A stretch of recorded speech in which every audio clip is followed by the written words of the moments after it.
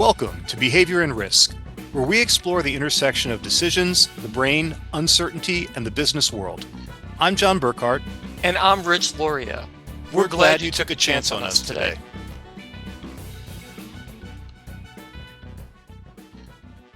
In 1993, an American philosopher by the name of Method Man laid it all out without apology. Cash rules everything around me. Get the money. Dollar, dollar bill, y'all. It wasn't exactly a revolutionary economic philosophy, but Wu-Tang Clan's Cream said the quiet part out loud at a moment when corporate America was getting very comfortable dropping the pretense. Profit is king, and I'm not going to make any apologies for that. For decades, there have been at least the public fiction that companies existed to serve customers, innovate responsibly, or at a minimum not actively harm people in the pursuit of profit. Wu-Tang's track abandoned this premise entirely. And while it would be quite a stretch to say that Wu-Tang changed business practice, they captured the cultural shift and helped normalize saying it plainly. The money comes first. By the late 1990s, Purdue Pharma and the Sackler family, who owned and directed the company, along with a network of manufacturers, distributors, and pharmacies, didn't just accept that philosophy. They embraced it with clinical precision in one of the most consequential industries imaginable. They had internal data on the addiction risk.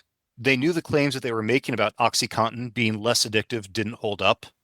And they pushed forward anyway, aggressively marketing to physicians, shaping guidelines, and influencing regulators because the upside was simply too large to walk away from. This is not a story of risk assessment that was poorly executed or a bad outcome that slipped through despite good faith mitigation. This is a story of a knowingly dangerous product being scaled because the financial incentives overwhelmed every other consideration. All of the major players made choices that prioritized revenue over lives. The numbers are staggering and still only partially tallied. There's no single authoritative public estimate, but best guesses put retail sales of prescription opioids between $140 and $150 billion over the 2 decades of the crisis. Profits extracted across manufacturers, distributors, and related entities are roughly estimated to be in the range of $40 to $100 billion. Since there's no failed risk calculation involved here, why are we talking about this on Behavior and Risk? Because the real story isn't just the greed. It's how that greed was operationalized through the deliberate exploitation of human psychology. All of the associated players very effectively leveraged heuristics and cognitive bias in others to manipulate the perceived risk of opioids and create the real-world outcomes that they wanted. Purdue and its allies didn't simply lie louder than everybody else. They systematically shaped what doctors believed was responsible medicine, what regulators treated as settled science, what medical societies enshrined as best practice, and what patients came to expect as their right. They turned authority, social proof, framing, and the status quo into force multipliers for a narrative they knew was false. The opioid crisis remains one of the greatest public health disasters in modern American history. Its waves, the prescription opioids, then heroin, then synthetic fentanyl, have reshaped communities and continue to claim lives. But the mechanics behind how it was allowed to happen and who made it possible contain lessons that go far beyond pain medicine. In this episode, we're going to unpack exactly how those biases were leveraged, inside the companies and inside the institutions meant to protect us. We'll look at what made even well-intentioned actors complicit and what it reveals about designing systems that can withstand the combination of concentrated financial incentive and predictable human psychology.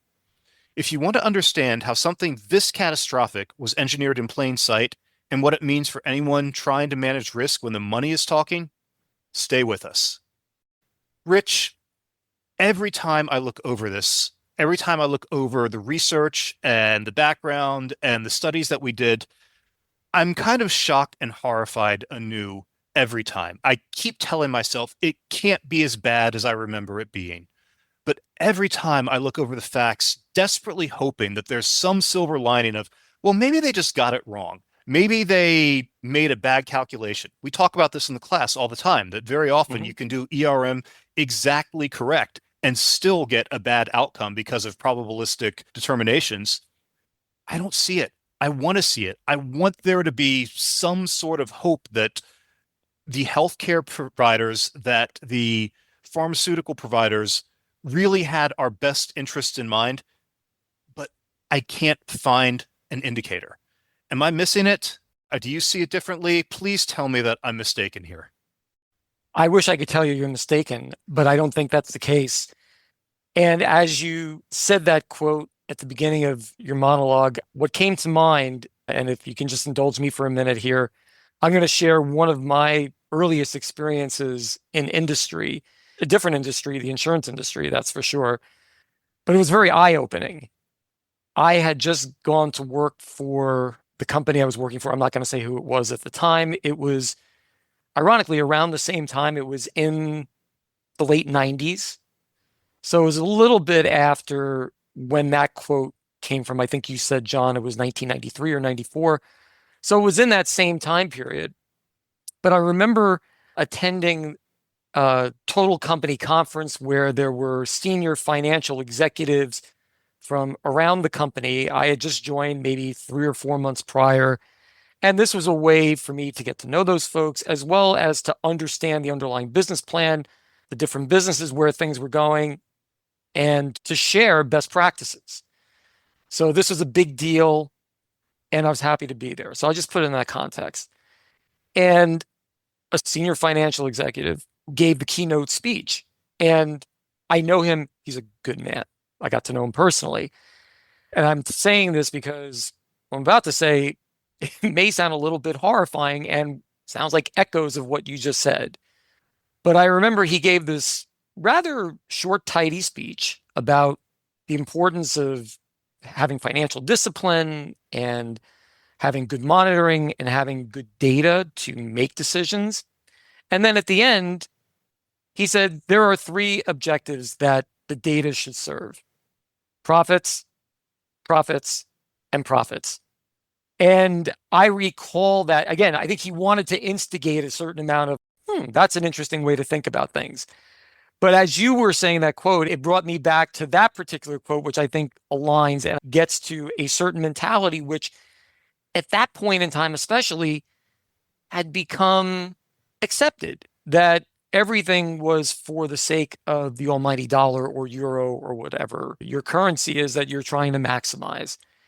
And it was a bit chilling. And I do remember at the dinner later that night that there was some general pushback among some of the executives there that we're not just in it for profit's sake, that we do need to be providing a real value proposition, that it needs to be done with appropriate legal and ethical considerations taken into account. And I don't think the executive I'm speaking of, and again, I'm being very careful not to mention his name, I don't think that was really what he was driving at, but I think his point was that you can't ignore it. So I'll just stop there for a moment with that anecdote. It has become, I think, the default setting or default assumption in American business practice, probably Western business practice over the last 20 to 30 years, although it's definitely most prominent and pronounced in the US compared to the rest of North America and Europe. But yeah, profit is absolutely king. When I thought about it, I never would have imagined that there'd be strong parallels in the political and financial positions of Milton Friedman and Method Man, but there you have it. Shareholder capitalism and the supremacy of profits really does seem to be the driving force behind most businesses of late. There are notable exceptions, but on the balance, that is what organizations do seem to prioritize.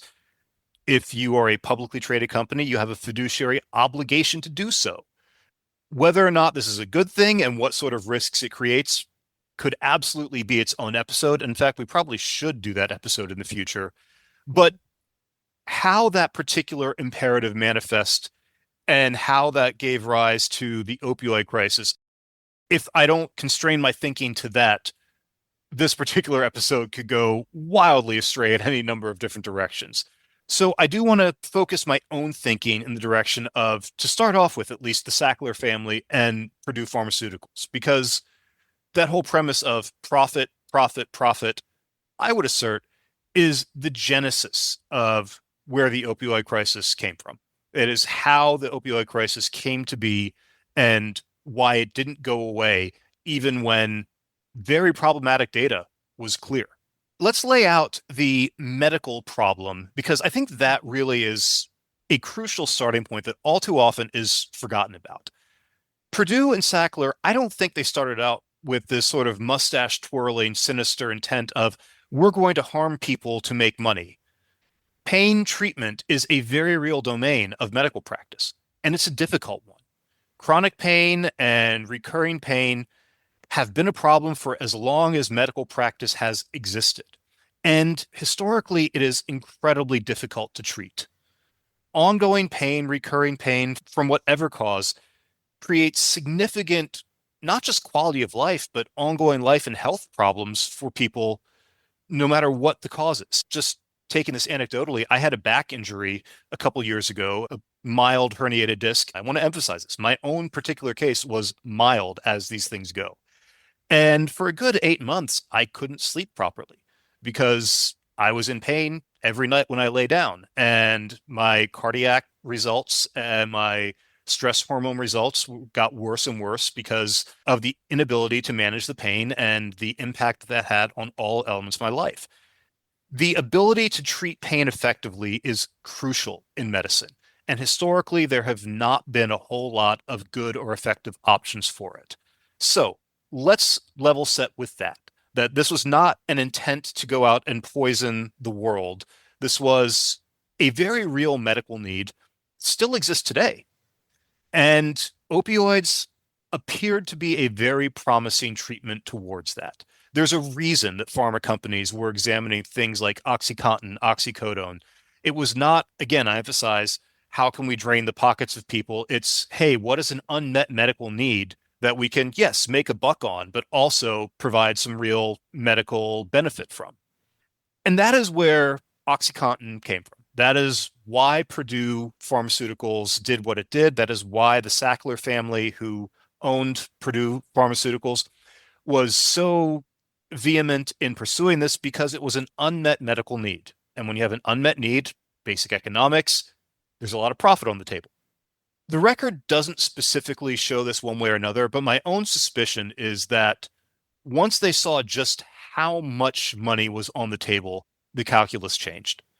The most conservative estimates I've seen are that Purdue Pharmaceuticals took in something on the order of $35 billion in profit, not gross, but profit from their opioid portfolio across that 20-year span. That is an ungodly amount of money. That is unfathomable, especially for a privately held, privately owned organization where the Sackler family is basically pocketing that. I like to think that all of us would have noble intentions when faced with $35 billion in our pocket, but I think it's understandable how greed might get the better of you in that case.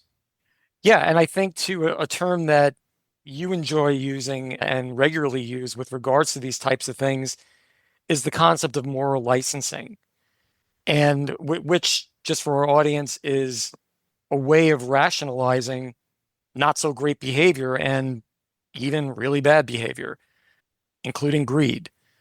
So back to your earlier point about what they were trying to do, they were literally trying to do what any business does, which is find consumer pain points. In this case, in the literal sense, pain being a clear pain point for the whole human existence. And I can imagine the conversations that likely took place that, hey, it's not clear that this is so bad and that the ends justify the means. That if we can help people out there, that we're doing good, we're alleviating suffering, and yes, we're making a good profit off it. There's nothing wrong with that. We are providing something of value to many people out there. So I can easily see the justification in the Sackler boardroom, in discussions with employees, that they were doing things that were good. And if they had to tweak the messaging in such a way that it would be more acceptable, then so be it. And that if a few people may have become addicted, well, maybe they would have been addicted to something else. Maybe they have an addictive personality. These were all kinds of moral licensing that were taken, rationalizations generated most likely by the folks involved in these decisions. And fueling that, I very much suspect that, especially in the early phases of this, they had a lot of reinforcement of their position and their product by physicians and healthcare providers themselves. I emphasize chronic pain is something that is notoriously difficult to treat. There is a common perception of physicians as being greedy and selfish. I understand where that comes from. All I can say is I know a lot of physicians, both professionally and many as friends. And the overwhelming majority of physicians that I know really genuinely want to help their patients. They want to see their patients do well. And when they had an entire range of patients whom they had been completely unable to treat in the past, and now here is this new class of pharmaceuticals that genuinely reduces pain. Let's be clear. For all of their addictive liability and downstream health problems, opioid drugs are phenomenally effective at reducing and intervening in pain, whether it be chronic or acute. They are wonder drugs in that regard. When the physicians have this available to them and they see the impact that it's having in their patients in those first 6 months, 12 months, long before any of the long-term impact has become clear, they are going to be singing the praises of Purdue Pharmaceuticals. They're going to be telling Purdue, this is incredible. Thank you. Give us more. This changes how I practice medicine. And that, beyond moral licensing, that is moral reinforcement if you are Purdue and you are the Sackler family. Look how much good we're doing. Yes, we're making lots of money and we deserve that because of all the good that we're doing. I don't know that that's what they said to themselves, but it's really not hard to draw that connection. Yeah, and I'll say that I have not taken a lot of opioids in my life, but I have had a couple of occasions for medical treatment reasons where I've had to be on them to deal with pain management after a particular procedure. It's happened on a couple of occasions. And I'll just tell everybody here in the audience, I was glad that it was available. It made a big difference. Now, one of the things, and I was fortunate in this case, is that the physicians that I worked with were very careful to wean me off them very quickly. And that's where maybe there could be some gray area around how it was actually distributed, how it was monitored, and so forth in a number of cases, and that perhaps there was not enough done to prevent any type of addictive behavior from occurring. But I'll just say, going to your point, they work. They definitely work. Where I'm going to sort of push back on both of our points here, or maybe not even push back, but add a layer of complication, is even in the early stages, data shows that Purdue was aware that what they were putting forward was not the whole story. Even in the earliest days of release, while they were marketed and positioned as being a slow release compound and having lower addictive liability than heroin or morphine, their internal data did not show that. Their internal data showed that addiction and long-term health impact was a very real problem for this class of drugs, and they chose to bury it. They did not act upon it. They did not conduct follow-up studies. They knew this was a risk. And rather than positioning the mitigations that you just described and informing physicians, hey, here's how you need to safely prescribe and monitor these drugs, they just said, well, they said nothing at all. They made them more available and overtly lied. They completely misrepresented and said there is no addictive liability. These are safe drugs that treats the pain first, and if you have a pain patient, they will not experience addiction. So if this had happened 5 years after the products hit the market, I could write it off as a case of moral licensing and, oh, we just want to be able to keep doing the good that we've already been doing, and this is a small price to pay. But the fact that this was known basically from the time that the drugs hit the market and nothing was done says to me that a decision was made that the potential market is just too big and we're not going to do anything we can to reduce our market share. I'll go a little bit further. It's not as if opioids and opium in general that we don't know about their addictive qualities. Opioids have been around since around 4000 BC in Sumeria. This is not something that's just recent to this century. It goes back many centuries. It was used in both ancient Egypt and Greece to induce sleep. And it was first marketed and mass produced by a very reputable company, which I'm sure our audience will be familiar with, called Bayer, as a non-addictive cough suppressant that was used to cure any addiction to morphine. So it's really interesting that opioids have been used to treat addiction to other opioids. It's not as if anybody working with this stuff doesn't know the dangers in it. There was even an act passed back in 1924 called the Heroin Act in the United States that completely banned the use of heroin and other related substances. So this is something that I'll just say gets back to the conundrum of using these substances, which is they're really good at improving certain aspects in the short run with regards to the human experience, whether it's pain management, inducing sleep, reducing other discomforts like excessive coughing, things like that. There's a number of short-term benefits, but that has to be balanced against some of the potential long-term damages. And it seems as if the human animal in general is struggling with, gee, we've got this tool out there and it's there in abundance and there is demand for it. We just don't know how to corral it. And there's a lot of underlying behavioral tendencies, depending on who we're talking about and what their incentives are, to exploit that. You raise a really interesting point. You raise several really interesting points, but the one that really grabs me here is the fact that this class of drugs has been around forever. The range of effects and the long-term impact of them has been documented for a very long time. We have a very clear understanding of the pharmacokinetics and pharmacodynamics of this class of drugs. Interesting point, all natural opioids, once they enter the brain, are converted into morphine. Every natural opioid that is pharmaceutically useful is morphine once it enters the brain. Really, what we're looking at is how quickly does it enter the brain. That's what the various modifications ultimately do. So we know that once it's in the brain, this is the effect that it is going to have. It is going to be the same effect depending on the class of the drug. It's all a matter at that point of pharmacokinetics.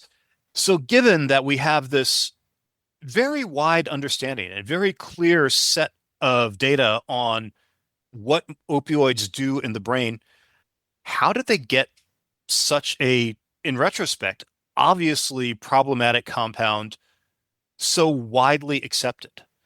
When I say it's fascinating, I mean it in the same way that I talk about COVID being a fascinating case study. I don't mean that's a good thing. I mean that simply it is a very interesting real world illustration of applied behavioral science, because that's what Purdue did. And ultimately, downstream, all of the associated distributors and other pharma companies did. They had a very intentional and broadly deployed behavioral science campaign to drive acceptance of this particular novel class of opioids across every level of medical practice, regulation, and then ultimately the consumer market. And it started, I would argue, with the pain societies themselves. The American Pain Society is one of the big ones. There is the International Association for the Study of Pain. There's that, yes. There's the World Health Organization's guidelines on pain treatment. And Purdue very heavily lobbied, leveraged, and engaged these groups to update their guidelines to include modern opioids and synthetic opioids as standard of care for chronic and even acute pain treatment. And again, emphasize that these drugs do actually do that, but they specifically lobbied successfully to have monitoring guidelines and follow-up guidelines dumbed down. Basically, don't look for whatever may happen after the fact. Just look at what happens right now. I believe it was the American Pain Society's position of pain as the fifth vital sign. This is a really interesting position because vital signs, as you might guess from the name, are something that physicians look at as a vital indicator of how a patient is doing. If we look at pain as a vital sign, then that is something that they are going to be specifically assessing when conducting an evaluation. And you don't look at vital signs longitudinally. You look at vital signs as how is this patient doing right now? Is this patient in a critical state? You don't worry about what are their vital signs 3 months from now, a year from now. And this, in retrospect, very intentionally got physicians and medical organizations to not pay that close attention to what happens downstream. And this was not an accident. And it's interesting, John, because as you were saying that, what came to mind is that effectively what they did with these guidelines is they took out the ERM of the individual by doing that in terms of just look here, just look at these particular impacts, but don't consider any other possible impacts, any other side effects, right? Which we all know from various types of medical procedures, and certainly when taking any medication, one of the things that I think we're all now trained to do is to look for side effects. What they were saying was, don't look at the side effects. Don't look at the tangential things that can happen when you do this type of intermediation with your body. I attended a lecture back in 1997 or 1998, I believe, by Dr. Andrew Weil. For those of you who are not familiar with him, Dr. Weil is a physician who is an enormous advocate of what he calls complementary medicine. That is to say, looking across every scope of medical practice and taking what is effective from each domain and discarding what is not. And he said something in this talk that has remained with me 20 some years later, which is that there's no such thing as side effects. There are effects that we like, and there are effects that we don't like. And I wish that the medical establishment as a whole would embrace this view because these side effects, as we call them, really are just reliable elements of pharmaceutical interventions once you get past a certain dose. And if we accept that, then we have to accept the fact that addiction and long-term health impact are an inescapable part of opioids. And even in the language around it, to your point, don't look for the side effects. Just calling them side effects causes physicians, causes regulatory bodies, causes patients to write them off as, oh, these aren't really things that happen all the time. They aren't things that I actually need to worry about all that much. And that is a very, very powerful use of framing. And John, isn't that type of framing what's used all the time in advertising for different pharmaceutical drugs? I know when I hear the jingles out there for the various types of medications that are being thrust upon us consumers, that there's always at the end of the jingle this whole legal boilerplate, which includes framing around side effects.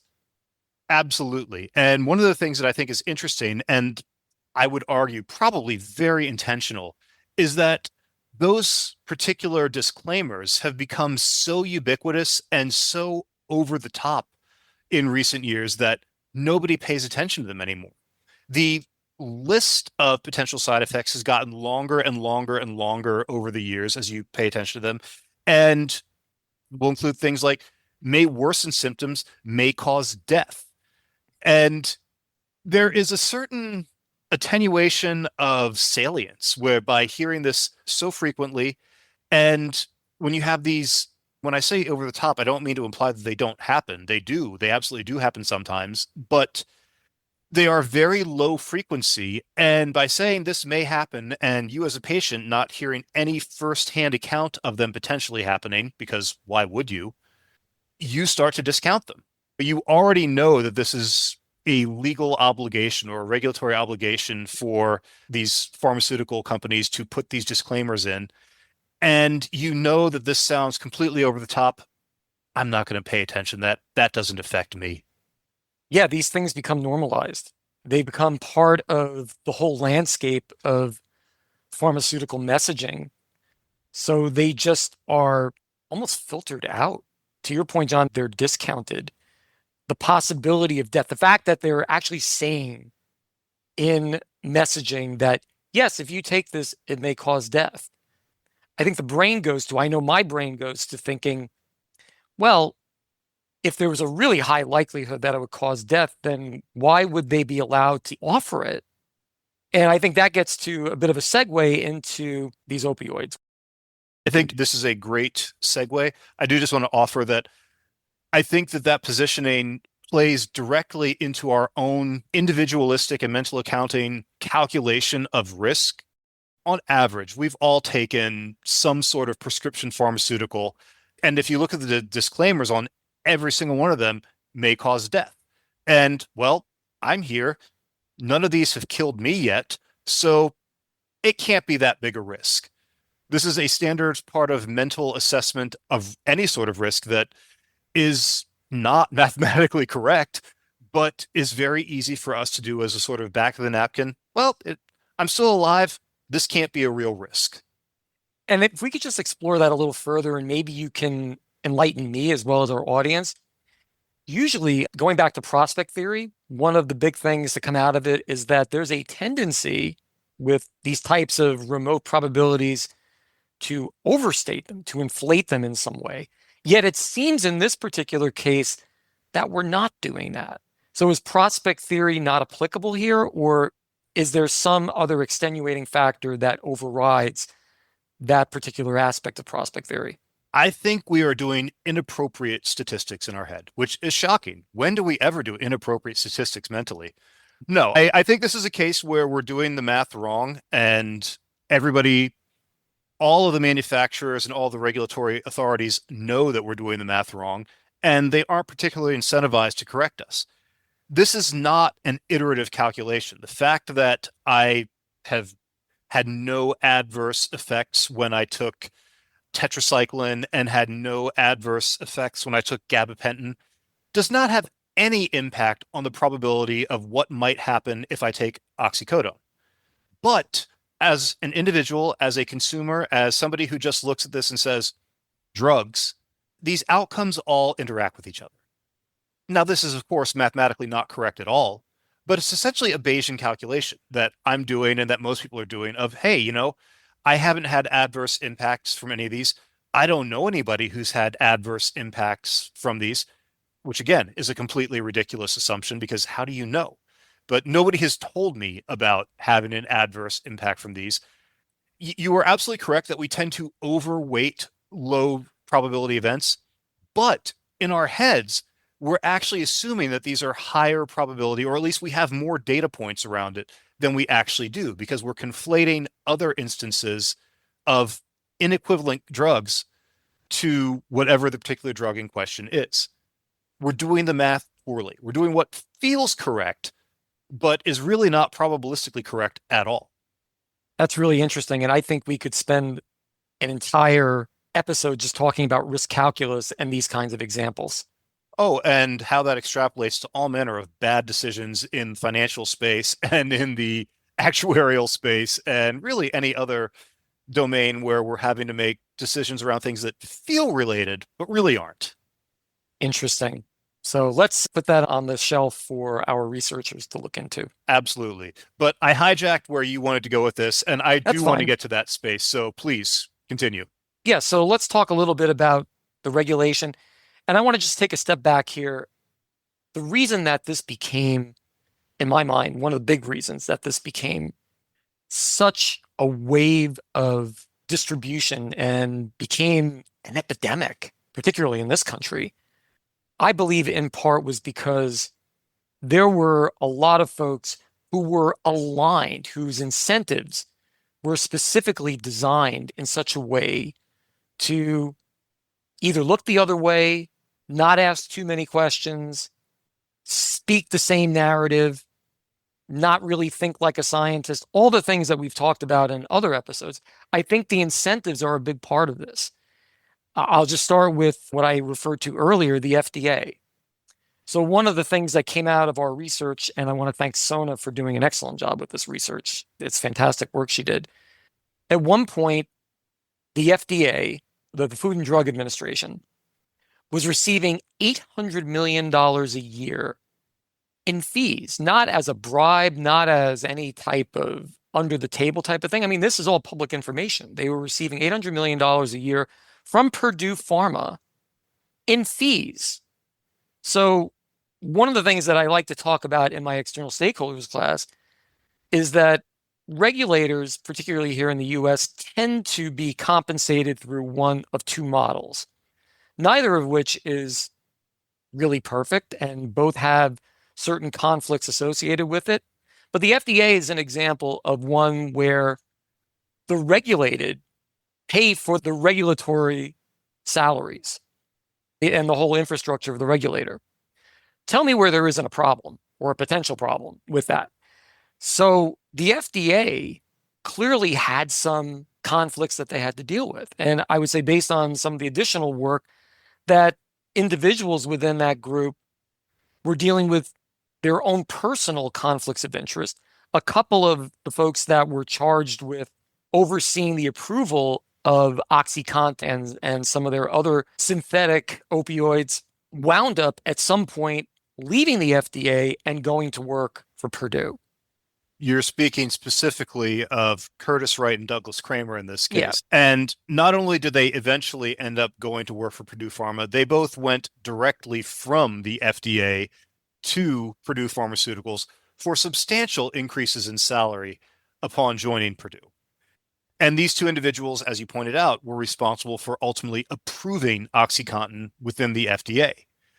Now, I'm not aware of a specific record of there being any agreements, written handshake or otherwise, between Purdue and Wright and Kramer saying, approve this and we'll take care of you financially. But the optics absolutely make you question. There is clearly a significant conflict of interest here, whether or not there's overt malfeasance, which honestly I suspect there probably is, given how everything else in this played out. At a bare minimum, you can say this is a monstrous conflict of interest that should never have been permitted. Yeah, and I wouldn't necessarily go any further, although the smoking gun indicates that there probably was more going on. I don't know that I would go as far to say that there was particular criminal activity, but certainly the ethics of it have to be deeply questioned. And again, this comes back to incentives. What are folks being incentivized to do? If you're working in a government agency, if you're working for a regulator, you're often getting just a fraction of what people in industry are getting. So there's always going to be, I think, a certain amount of temptation for what they call regulatory capture, that the regulator in some way, shape, or form, even subtly, is being captured by who they are regulating. You mentioned that there are lots of different shapes of incentives, and one of the other directions that Purdue and the other producers very effectively leveraged was in what I would characterize as linchpin influencers, people within the medical space who had the ear of practitioners throughout the healthcare world who received some sort of incentive, or in this case, let's just call it what it was, money from Purdue and from other pharmaceutical companies, not specifically as a purchase of opinion, but as funding towards research, funding towards institutions. One of the major figures in this was a physician, Dr. Russell Portnoy, who had the title the King of Pain. Portnoy is still to this day a prominent researcher in the space of pain treatment, has a large clinic, and received multiple millions of dollars at his pain center directly from Purdue Pharma. And at the time was an ardent advocate of OxyContin. It's worth pointing out that he has since recanted all of that and is on record as saying he deeply regrets the positions that he took. But at the time, again, we mentioned the early days of practice when you have physicians who had not historically had effective means of treating intractable pain. At the time, Dr. Portnoy was an enthusiastic advocate of opioids and went on record repeatedly saying what a good thing these drugs were. And Purdue was very happy to fund his clinic as long as he kept saying these things out loud. This is an area where, again, it's not really an obvious legal violation. It's not even an obvious ethical violation. You have a pain center and you have a pharmaceutical company that is ostensibly working towards pain mitigation. It seems to be a natural funding alignment, but when the person running it is also a major voice within the pain space, there's a clear conflict of interest there. There definitely is. And it was part of the actual strategy of Big Pharma, including, of course, Purdue, to reach out and connect with these folks and create an alignment where there was a win-win for both financially. So folks like Portnoy were specifically recruited because of their influence in that space. And that by having these folks speak to it, then, hey, it's not just the pharmaceutical company saying you should use these drugs, but actual folks who are reputable, and it leverages the authority bias. And that authority bias became really problematic throughout really the entire population of the United States, where you had the FDA, you had the American Pain Society, and the Federation of State Medical Boards. You had researchers who specialized in pain management. You had physicians left and right. You had Walgreens cheerfully prescribing it. Mhm. All of them saying, yep, this is a safe drug. This is a good drug. There are no risks around this drug. This is authority bias to the nth degree. This is every credible source that we have as healthcare consumers telling us, hey, don't worry about it. This is standard of care. There is nothing problematic about this. We have no armor against that. And getting back to the whole incentive issue, the distributors were very clearly involved with this too. The distributors, which include folks like McKesson, Cardinal Health, and AmerisourceBergen, had approximately 90% of the market at one point, the opioid market. And even though they had a fiduciary and legal duty to monitor any inappropriate usage, they were being compensated based on how much drug they were getting out there, how much they were distributing, with no clear, other than legal remedies for any negligence or willful intention of not looking at potential abuse. One of the things that horrified me, and I say one of the things, every single thing I looked at in the history of this particular instance, I found horrifying, is that many of the distributors had red flags popping up in their own data systems saying, these are suspicious orders. There are problems in these. We need to check in on these because based on the objective data, this looks like there are prescriptions that are being abused. There are clinics that are overprescribing. There are reasons we should be double checking on what is happening with these particular purchasers of opioids. And in every case, they did not do so. If it were once, or if it were one distributor, you could make a case of a bad apple. You could make the case of failed ERM. But the fact that this was ubiquitous across the board just shows, again, how much that money overwhelmed every piece of responsible practice. It's sad and it's a shame.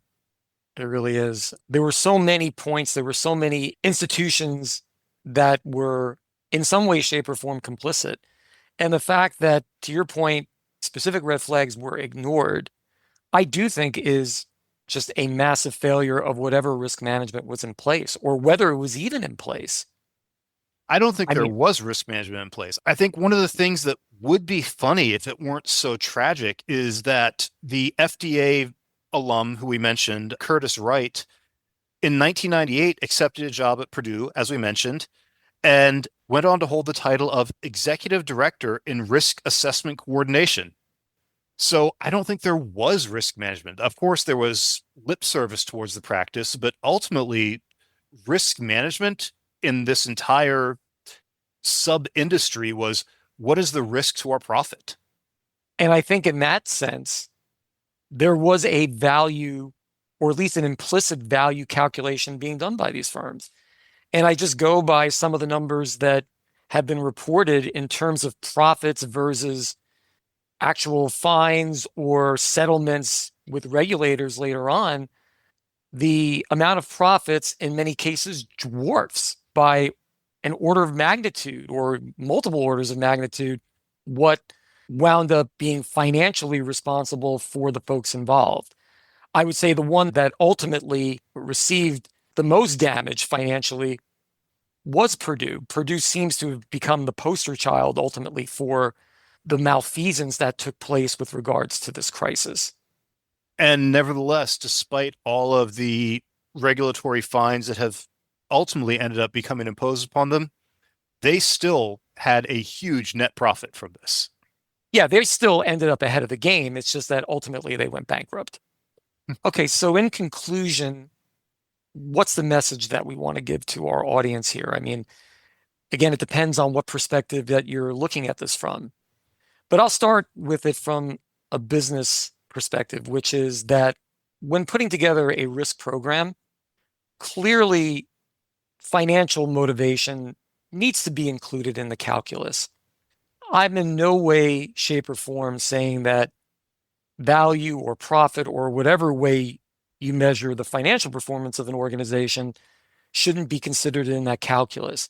But as we've seen here and in related types of episodes that we've recorded previously, such as the episode on PFAS, there are other considerations, especially when we're talking about putting things inside people's bodies, that there needs to be a risk calculus that goes beyond that, that is able to go beyond just the pure financial motivations, as well as the normal intertemporal discounting and moral licensing that can accompany all that. There needs to be a step back and to see things in a somewhat bigger picture kind of way.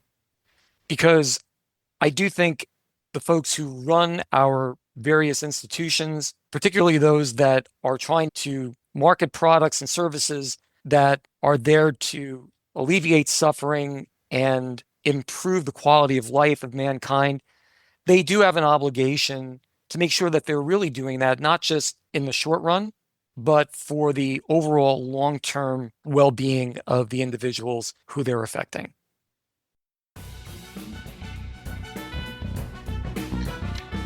Behavior and Risk is brought to you by Capita Solutions. Behavior and Risk staff includes our research team, Sherry Xu and Jin Zhang, and our editing team, Qingying Gao and Athena Liu. Theme music by Crypt of Insomnia. The opinions presented here are solely those of John Burkhart and Rich Loria and do not represent those of Columbia University, Capita Solutions, or any other organization. We thank you for taking a chance on us today.